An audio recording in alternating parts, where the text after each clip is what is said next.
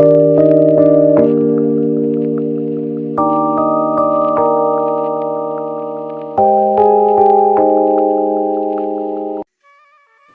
जन्म में देवर्षि नारद कौन थे? पुराणों में देवर्षि नारद जी से संबंधित ढेरों आख्यान हैं। इसी से पता चलता है कि प्राचीन धार्मिक एवं सांस्कृतिक ग्रंथों में इनका कितना अधिक महत्व है। भगवान विष्णु के अनन्य भक्त देवर्षि नारद जी पूरे ब्रह्मांड में स्वच्छंद विचरते हैं। वे त्रिकालज्ञ हैं। ऊर्ध्वलोक, भूलोक एवं अधोलोकों में काल चक्र कैसे घूमता है इसका उन्हें सर्वथा ज्ञान है। परंतु नारद जी कौन हैं, ये पूर्व जन्म में यानी इससे पूर्व के कल्प में क्या थे, इससे संबंधित जानकारी कुछ पुराण ग्रंथों में दी हुई है। अकेले श्रीमद् भागवत ग्रंथ में ही नारद जी के कई पूर्व जन्मों का वर्णन आया है। भागवत के 7वें स्कंद के 15वें अध्याय में वह कुंती पुत्र युधिष्ठिर से कहते हैं कि मैं पूर्व के महाकल्प में एक गंधर्व था।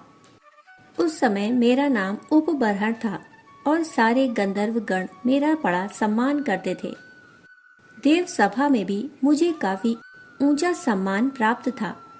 मैं देखने में बहुत ही मनोहर था तथा मेरे शरीर से सदा एक प्रकार की दिव्य सुगंध निकलती रहती थी, जो मेरे आसपास उपस्थित भद्र जनों को आह्लादित करती रहती थी। एक बार एक देव सत्र में मुझे ईश्वर की महिमा गान के लिए बुलाया गया, पर मैं वहां सुंदरियों व अप्सराओं के साथ निम्न कोटि के संसारी गीतों को गाते हुए पहुंचा।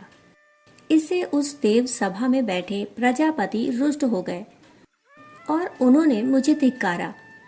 मुझे अपने ऊपर ग्लानि का अनुभव हो रहा था, परंतु रुष्ट हुए प्रजापतियों ने मुझे शूद्र योनि में जन्म लेने का श्राप दे दिया। उन लोगों के श्राप के कारण मैं धरती पर भूलोक में दासी पुत्र के रूप में जन्मा। नारद जी ने युधिष्ठिर से आगे कहा, शूद्र के घर जन्म लेने के बाद भी भगवान की कृपा से इस जन्म में मेरे साथ बालक रूप में ही कुछ ऐसा संयोग बन गया कि मैं दिव्य चातुर्मास में एक जगह ठहरे हुए महात्माओं की सेवा में लग गया। मैं बालोचित चंडाल स्वभाव से सर्वथा दूर रहकर उन महात्माओं की सेवा में लगा रहा। मेरे विनम्र स्वभाव और भक्ति भाव से की गई सेवा से वे मुनिजन बहुत प्रसन्न हो गए। इस प्रकार से उनकी सेवा करने, उन्हें उत्कृष्ट भोजन कराने तथा उनके संपर्क से मुझे उनके साथ सत्संग करने का लाभ मिला। उनके सम्मुख बैठकर उनसे नित्य वैराग्य युक्त श्रेष्ठ ज्ञान की बातें तथा हरि कथा सुनते सुनते मेरा हृदय शुद्ध हो गया। चातुर्मास के अंत में चलने के समय उन्होंने मुझ पर शक्तिपात किया। उन्होंने मुझे उस दिव्य ज्ञान का उपदेश दिया जिससे यह संपूर्ण चराचर जगत मायामय एवं उसके बाद भगवत रूप दिखने लग जाता है। नारद जी ने आगे कहा, कुछ दिनों के बाद सर्पदंश से मेरी माता की मृत्यु हो गई। मुझे इस संसार से पूर्ण विरक्ति हो चुकी थी। मैंने घर छोड़ दिया। मैं चलते चलते एक सघन वन में पहुंचा। वहां पहुंचकर एक पीपल वृक्ष के नीचे बैठकर मैं भगवान का ध्यान करने लगा।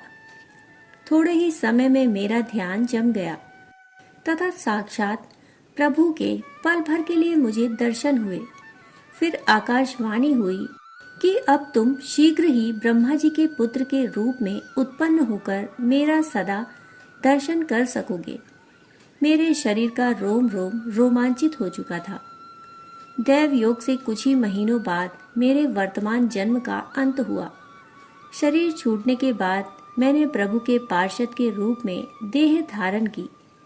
फिर कल्पांत तक मैं प्रभु का पार्षद बनकर उसी देह में रहा। कल्पांत में जब प्रलय का समय आया तो मैं ब्रह्मा जी के हृदय में प्रवेश कर गया। फिर आई सहस्त्र चतुर्युगी। उस सहस्त्र चतुर्युग काल के बीतने के बाद पुनः सृष्टि के आरंभ में मरीचि आदि ऋषियों के साथ ब्रह्मा जी की गोद से मैं प्रकट हुआ।